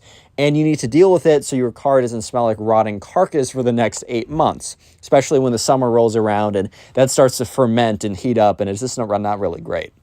So anyways, he goes back there and eventually he pops the trunk. I think he looks in his car, under his car for a second, make sure nothing got ran over and got really gross. But he pops the trunk of his car and he sees this dead, he sees this big dead skunk just sitting there. And it's very clearly the skunk didn't go in because there wasn't an easy way for it to go. It's very small animals could potentially go up the exhaust pipe, but this was a big old dead skunk, right? It had not crawled in. It had been placed in there. So Elvin was like, whoa, this is really weird. So he's like, okay, noted. It's gross. He finds a bunch of sticks on the side of the road and using 2 sticks as if they were big chopsticks or whatever, he's able to eventually move the deceased carcass out of the back of his trunk. And he's like, all right, I got to spray this down. I got to clean this up. But I also need to check the cameras of my car because he had a ring light or whatever those cameras were for the last 36 hours because this seems intentional. I doubt that it's impossible for something to crawl in here. This feels almost intentional.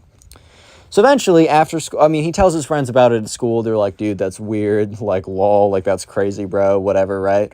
And eventually he goes back home, he gets some spray, cleans the whole thing up, whatever. And then he goes on the Ring app, which is the camera app, and he's going through the last 36 hours. If you don't know, that's a lot of footage. It doesn't record everything. It only records when there's kind of movement or whatever. And his car was parked outside, And I guess the trunk wasn't locked, which, Liam has been in, or not, sorry, what's his name? Elvin. Elvin has been in like a bad habit of just not locking his trunk or whatever. And he sees on Sunday night, so a day after the party, right? He's going through all the ring mode notifications or whatever, and he almost swipes past this video. He almost swipes past this recording when he just lets it play for another second longer, and he sees Liam in the frame. Liam lives about 20 minutes away from him by car. So this is very strange because this was a day after the party. There's no reason for Liam to be at his house. And he also wasn't told that he was at his house. It's not like Liam was walking by the neighborhood and he just happened to be caught on camera. It's very obvious that Liam made it a thing to come all the way over here. So at this point, Elvin's very tuned in. He's like, okay, what's going on here? And he's watching. And he watches as Liam has a black trash bag, and he goes to the back of Elvin's car, pops the trunk, dumps whatever's in the trash bag, closes the trunk, and then leaves. Elvin was completely shocked at this point because he didn't feel as if a skunk crawled into his trunk because there's no way for it to. So he didn't think that was what it was, and it almost felt intentional. But at the same time, when you see proof that it is intentional, it's almost like you're in a state of disbelief that someone would do it for that reason. So immediately, Elvin's trying to think, why would this kid do it? It's not as if we're super close and he thought this would be a funny prank or whatever. This is very clearly an act of aggression because and why would he target me? And Elvin was thinking about it, and he's like, the only thing I can think of is when I told him to leave early because he was super drunk, but everyone was in agreement with me on that. It very obviously wasn't a bad call.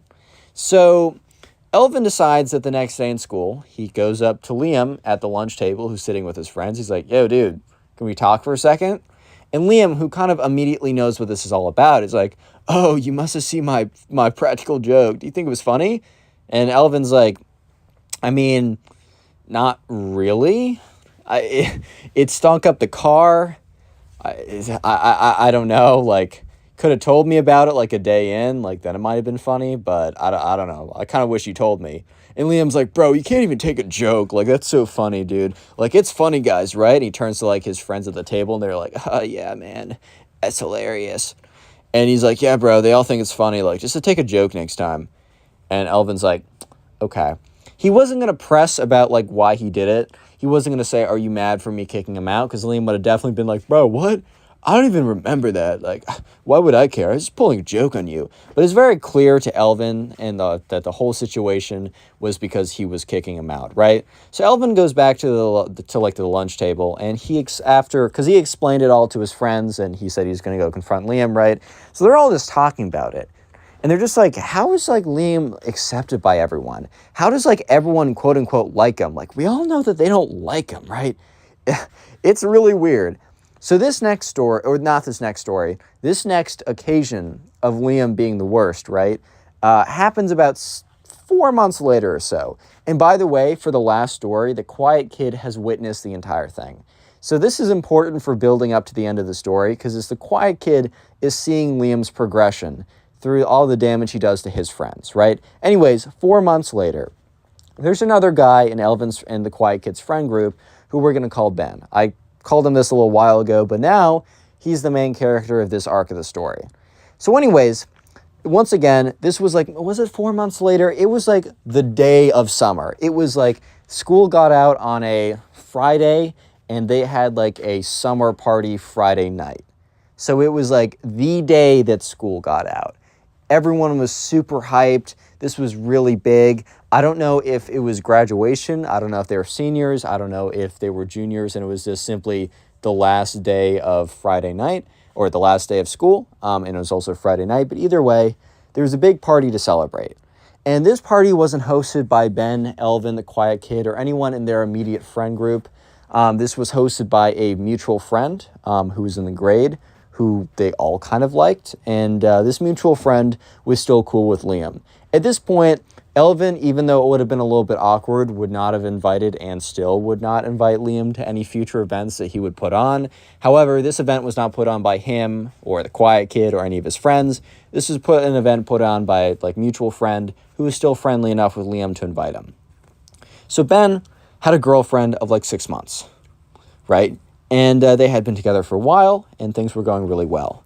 And the girlfriend was in the grade with him. So the girlfriend was also invited by proxy to the party. She showed up. Things were going pretty well. Since it was like all outdoors, it was around a bonfire. It was in this kid's backyard. It was really good vibes because it was the first day of summer. Everyone was really excited just to like, we're done with schoolwork for a while. We got a second till we start our summer jobs if we have one. Because it's like that kind of transition period from school to summer. You normally at least have a week or a couple of days at a minimum, right? So everyone was just really good spirits. And once again, I think Liam either had too much or he was just inherently a jerk. I don't really know. Either or, it doesn't really matter.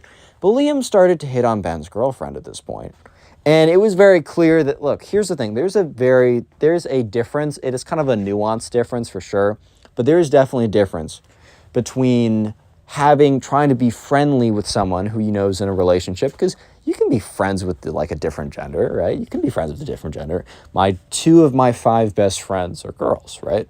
So I think you can experience something in a friendship that you can't get from someone of your own, like, gender, right? I believe that. So there's nothing wrong with that. I think it's good to have a mix of friends, right?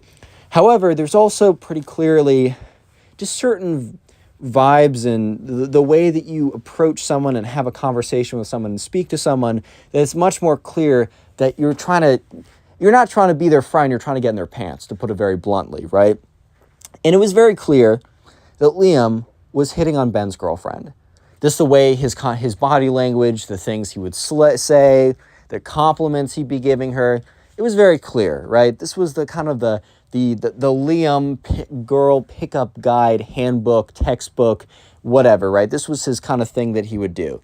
And everyone kind of knew it. And it was very weird. And like, Ben wasn't concerned because he knew that like his girlfriend wouldn't cheat on him. He was kind of staying in the immediate vicinity because he was like, this is a little weird. And if he tries to make a move on her, I don't want things to go south. You know what I mean? So he was kind of paying attention to what was going on. And Elvin and the quiet kid were kind of standing in the corner talking with each other. And they look over, and Elvin's like, to the quiet kid, he's like, dude, like, look at Liam hitting on like Ben's girlfriend. That's so weird. Like, he knows that she's in a relationship, right?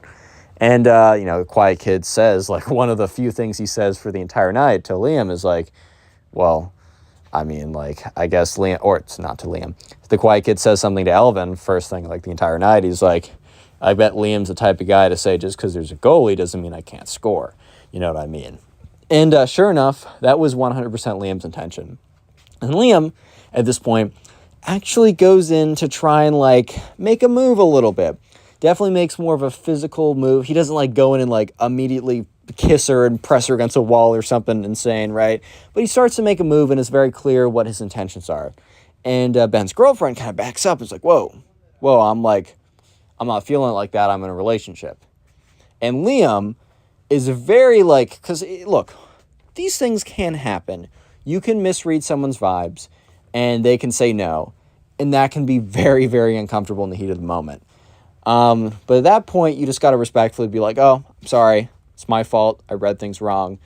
Have a good night, and then move on, right? But Liam took it very, very personally. And this is when Liam started, like, cussing this girl out. Like, it was really out of pocket what he was doing. He was being like, you're just, I don't want to go into it specifically because I want YouTube to like this video, right? But just imagine just, like, berating her with a bunch of insults, which is, it's just pretty low blow. It's like, yeah, I get it. She wasn't into you. But first of all, maybe she was into you, but just cared about, like, being in a relationship and holding that sacred. Like, is there anything wrong with, holding that important? I don't know. Like, but anyways, it was very clearly an issue. Ben walked up to Liam and was all like, dude, you can't be saying that to my girlfriend like that. I want you to apologize. And Liam's like, I'm not apologizing to anyone. And gives Ben a little bit of a shove, right? And the thing is, right, Liam was a fairly big guy. Wasn't as if he worked out a ton. He was just a bigger guy. But he also wasn't like, I don't know, mobility scooter. He couldn't do anything. He just had a much larger presence, and Ben just simply didn't have that presence. So in a fight, Ben would 100% lose. So unfortunately, right, Liam kind of pushed him, gave him like a smirk, and then moved on. He just walked over somewhere else. And at this point, the quiet kid was just noticing to himself He was just noticing, he was witnessing the way that Liam treated other people. And at this point, the quiet kid knew that if something was to happen later on, that, you know, little did everyone else know, little did Liam know, the quiet kid is definitely not going to be the one to be messed with, as you guys will see right now. Real quick, if you made it this far into the video, comment quiet down below. That's the secret word of the day. This is like the farthest I've gone before asking for the secret word of the day. This is also a little bit of a longer story. I thought this was a pretty good one that you'd enjoy. By the way, these stories will be on Spotify, if I remember. Submit these stories to my Instagram or Twitter. They're both in the description of this video. And also follow my TikTok. It's in the description, Connor Pugs. I put my short form videos on there, and you can support me by watching them on there as well. Finally, the best way to support the channel is to watch this video till the end and then binge watch more videos after this. So just go ahead and watch another story after this one and then watch another one. And let me know in the comment section how many videos you have watched today or plan to watch. I'm genuinely curious. And in the pinned comment down below is a Storytime playlist to help make that process nice and easy. Anyways, let's get back to it as the kind of the climax of the story where the quiet kid destroys the bully in a pretty crazy way, and I know you'll enjoy it. So let's jump right into it. So now we're going a month and a half later or so. So we're much farther into the we're much farther into the summer. And there's another party. And once again, it's hosted by someone who is friends enough with Liam that he's invited, and also friends with Elvin, quiet kid in that group. So once again, if Elvin or the quiet kid, which quiet kid would never host a party, but if Elvin was to host one, Liam would not be invited at this point. Them, like quiet kid, Ben, Elvin, and the other kid, they all hate him at this point. They didn't like him before, but now they have good reason to dislike him. But anyways, once again, Liam is there. And he's just being obnoxious. He's just being a jerk. He's just being one of those kids. He's just doing stuff that is just like, damn, bro. Like, why? Like, why do you want everyone to hate you practically at this point? Because he was doing himself dirty, right? He was kind of like, I don't even have an exact example, but just think about like just stuff like that, like being really obnoxious. And it all went downhill for Liam when he bumped into the quiet kid. The quiet kid was just having a conversation with Ben. He was just standing there. They were talking about, like, I don't know, what was, like, next on their horizons, what they wanted to do with their lives. Those good, like, deep 12:30 a.m. conversations. 12:30 a.m. was that? Yeah, to 12:30 a.m. conversations that you have while staring into the universe, just being like, where are we? What are we? To what context do we exist? Just those questions, right? Standard everyday existential crisis type questions. And that's when Liam bumps into him. Liam is like fairly inebriated, as he tends to be, and bumping into the quiet kid literally meant Liam stumbled back into him. But Liam took it as that was like mutually they bumped into each other, and Liam had to be the alpha big dog and talk down on him or whatever, right? So Liam was like turned around and is like, you like watch where you're going, kid. And everyone looked at Liam kind of like, why are you being a jerk about this? Why are you being so condescending? You bumped into him. And the quiet kid turned around and didn't say anything. And Liam's like, I want you to say sorry to me right now. And the quiet kid wasn't one for picking fights, but he also wasn't one for submitting to someone or something that's like not respectable, right? And this was a great example. And Liam goes up to him and is like, I want you to say sorry for bumping into me. And the quiet kid just looks at him. In a little bit of context, Liam had a long-term girlfriend of like 2 years that they broke up with over the summer. Liam had been caught cheating for like the 10th time, and eventually she was done with him, right? So that was very new, that was very recent, and that was very raw to him. The quiet kid looks at Liam, looks him dead in the face, stares him deep into his eyes, and says, no wonder your girlfriend broke up with you. Everyone at the party went silent. People nearby went silent, and then other people who were out of earshot went silent because they noticed everyone else going silent. And Liam's face turned bright red, like some kind of tomato or something. And he was like, what did you say to me? It's like, you can't get away. You can't say stuff like that. I won't let this level of disrespect stand. You don't understand what you just did. And the quiet kid is looking at him, just kind of staring him down. The quiet kid is smaller and frailer than Ben. Liam is a big kid. Everyone was thinking, oh my God, quiet kid's about to get whooped. Liam's about to take the quiet kid to the cleaners. He's about to get smacked around. And at this point, Elvin and Ben kind of look at each other and they're like, whoa, we got to step in here. So Elvin and Ben, they're walking up to Liam, and Liam literally pushes himself in front of Elvin and Ben to block them. And he successfully does, right? He's like, goes up to the quiet kid. He's like, you're about to regret everything you just said. And then Liam goes and takes a swing on the quiet kid. And the quiet kid gracefully dodges it. And Liam was so confused. Because the quiet kid, look, he's smaller so he can be more flexible or whatever, I guess. But it was so eloquently done. It was like he's practiced this before. So Liam goes into full fighting mode. He tries to tackle him, but like the quiet kid uses his momentum to like push him around, and Liam stumbles down. Little did Liam know that the quiet kid, his number one activity, it's not a standard sport. He doesn't do normal sports. Quiet kid would always do community service at school or whatever. The quiet kid was like a black belt in karate. He did like taekwondo. He did every single form of martial arts on the weekends.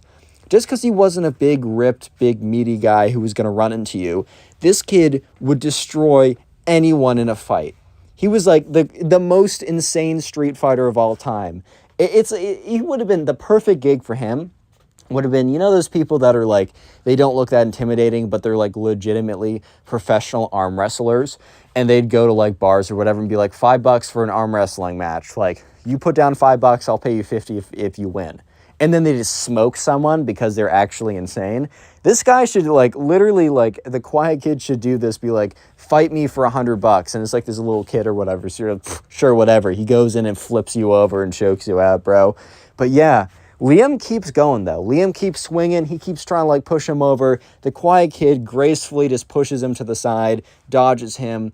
But the thing is, eventually, Liam latches on. The quiet kid was doing a lot of kind of like outmaneuvering maneuvers, but eventually Liam latches on. And everybody, who is pretty amazed at the fact that the quiet kid lasted this long, kind of grimaced a bit because they're like, oh, well, it's over for him now. Liam is going to outpower him. But the quiet kid had secret strength. He had this like sneaky strength, bro, that no one saw coming. And he was able within 10 seconds to get Liam in a headlock. Liam could not move. He couldn't do anything. And it was in front of everyone. Everyone was watching as Liam the Great was held in a headlock by the small, scrawny, quiet kid. Eventually, Liam's like, let me go. And the quiet kid does. He doesn't want to be in this fight. He just wanted to make him submissive enough so that he wouldn't fight back. So yeah, Liam gets up. He's like, he just kind of looks at him.